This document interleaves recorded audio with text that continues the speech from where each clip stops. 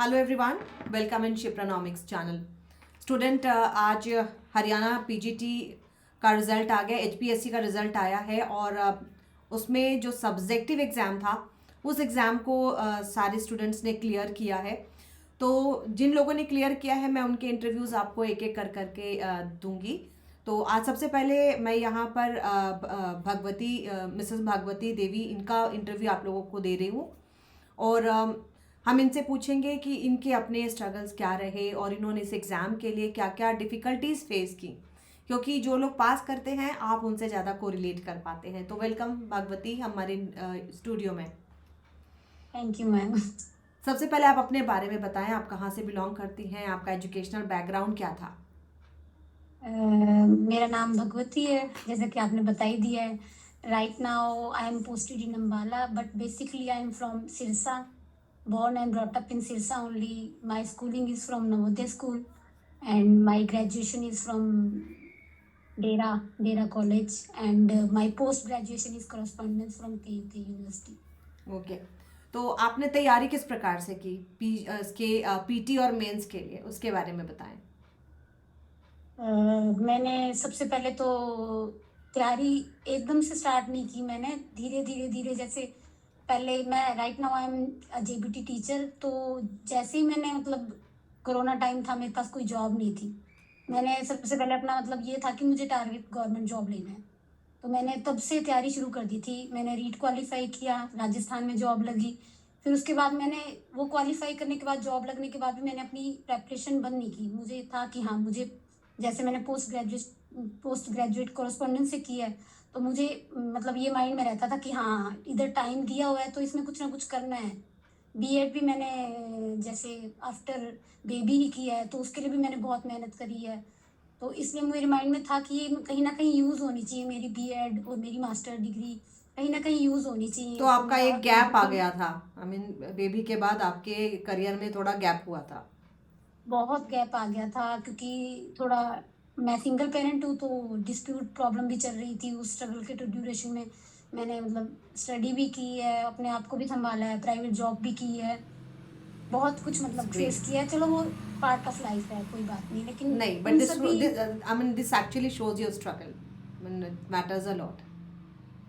हाँ, तो मैं कह रही हूँ इन सब के चलते हुए मैंने मतलब सबसे मतलब इम्पोर्टेंट अपनी स्टडी को ही माना है। तो मैं तो यही बोलूंगी कि स्टडी मतलब ऐसा नहीं कि एकदम से एग्जाम निकला और हमने 2 मिनट सोचा और हम तैयारी की 2 महीने और हमने क्रैक कर लिया, ऐसा नहीं है। जिसने भी क्रैक किया है, मुझे मतलब पूरा पता है कि उसने कितनी मेहनत की होगी, क्योंकि मैं भी उस चीज से गुजरी हूँ। तो सब्जेक्टिव ये दो एग्जाम में महीने देखिए, या सब्जेक्टिव एग्जाम जो होता है पीटी करने के बाद एक टेंशन सी होती है कि सब्जेक्टिव एग्जाम में लिखने का पैटर्न कैसे होगा, तो आपने कौन सी स्ट्रेटजी को फॉलो करा? मुझे एक्चुअल में ऐसी कोई गाइडेंस नहीं थी और मेरा रिटर्न पुअर है। मतलब मुझे स्क्रीनिंग में तो फिर भी ट्रस्ट था कि हाँ, मैं स्क्रीनिंग कर लूंगी, क्योंकि हम उस पैटर्न से पढ़ रहे थे कि हमारा ऑब्जेक्टिव पेपर ही आएगा। ये आई थिंक ये सेकंड टाइम ही है जब सब्जेक्टिव लिया जा रहा है। तो उस समय ये डिस्क्लोज नहीं था कि सब्जेक्टिव होता है, हमें तो यही था ऑब्जेक्टिव होगा। तो हम उसके लिए कहीं ना कहीं प्रिपेयर थे, क्योंकि बच्चे नेट की भी तैयारी करते हैं और वैसे भी कंसेप्चुअल नॉलेज रखते हैं बच्चे। लेकिन रिटर्न की मैं जीरो थी, तो मुझे ऐसा लग रहा था कि साथ वाले भी जीरो ही हैं, क्योंकि मास्टर्स की हुए बहुत टाइम हो गया। और मास्टर्स में हमको ये है कि 10 क्वेश्चन लर्न करने होते हैं, वही आ जाते हैं एग्जाम में, ऑप्शनल आ जाता है, तो इतना स्ट्रगल नहीं होता। 3 आवर्स में आपको 80 मार्क्स का क्वेश्चन करना है, यहाँ 3 आवर्स में आपको 150 मार्क्स का क्वेश्चन करने, 150 मार्क्स के करने थे। तो वो फास्ट भी होनी चाहिए थी राइटिंग, और फास्ट होने के साथ साथ आपको कंसेप्ट भी क्लियर होने थे, क्योंकि सोचने का तो आपके पास टाइम नहीं है। तो वो सारी चीज मैं तो ये बोलूंगी, सबसे आपके लिए रिटर्न प्रैक्टिस ही है, इसमें आप अपने हाथ से निकाल सको। आप कितने मैंने घंटे एक एक क्वेश्चन को कितने आई घंटे थिंक देते थे, आई मीन रिटन प्रैक्टिस के लिए दिन भर में कितने घंटे डेडिकेट करते थे? ज्यादा तो नहीं दे पाते, क्योंकि वही है, घर में अदर वर्क भी होता है। लेकिन मैंने 7 to 8 आवर्स अपनी मतलब छुट्टियां लेके स्कूल से 7 to 8 आवर्स मेंटेन किए थे लाइब्रेरी में। और आपको इसमें सबसे डिफिकल्ट पोर्शन कौन सा लग रहा था जिसपे आपको ज़्यादा मेहनत करनी पड़ी हो? रिटर्न में तो ऐसा सच कुछ डिफिकल्ट नहीं था। ऑब्जेक्टिव में मुझे ऐसे लगता था कि हाँ, मैथ डिफिकल्ट है, फिर वो आपसे मैंने कोचिंग वगैरह ली थी तो वो क्लियर हो गया था। रिटर्न में एक्चुअल में कंसेप्ट क्लियर हो गए थे जब ऑब्जेक्टिव हमने दिया है। उसके बाद रिटर्न में तो ये था कि प्रैक्टिस ही करनी है आपको। हाँ, रिटर्न प्रैक्टिस ज़रूरी होती है। एंड ऑब्जेक्टिव हाँ जब तो आप कर रहे मैं थे, जो आप लोगों का सिलेबस है उसके अकॉर्डिंग केवल आपको मैथ डिफिकल्ट लगा, बाकी सारी चीज़ें ठीक थी। हाँ हाँ कनेक्शन कट रहा है भगवती, आपकी हाँ आपकी वॉइस स्टक हो रही है, कनेक्शन कट रहा है।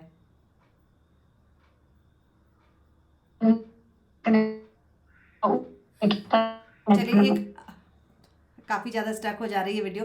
एक लास्ट सवाल मैं आपसे करूंगी, आप आने वाले स्टूडेंट्स को क्या मैसेज देना चाहती हैं इस वीडियो के थ्रू? आपकी वॉइस बिल्कुल अटक गई है। एक लास्ट क्वेश्चन मैं आपसे बोलूंगी, आने वाले स्टूडेंट्स को आपकी आवाज भी क्रैक होने लगी मैम। जो कि आगे आने वाले टाइम में एग्ज़ाम देना चाहते हैं, उनके लिए आप क्या कोई मैसेज देना चाहेंगे? बस मैं बोलूंगी कि लगे रहो और कोई भी चीजें लाइटली मत लो। जो भी इंस्ट्रक्शन होती है, नोटिफिकेशन में जो भी है, सिलेबस में जो भी है, उसको सीरियसली लो और अकॉर्डिंग टू सिलेबस प्रेपरेशन करो। चाहे कितने ही घंटे दो, 2 4 जितने भी घंटे दो, सीरियस होके दो और अपना अच्छे से प्रिपेयर करो। ऐसी कोई भी चीज नहीं है जो आप नहीं प्राप्त कर सकते हार्डवर्क से। तो believe in your self. So hard work is the key to success and you should believe in yourself. This is your message for newcomers.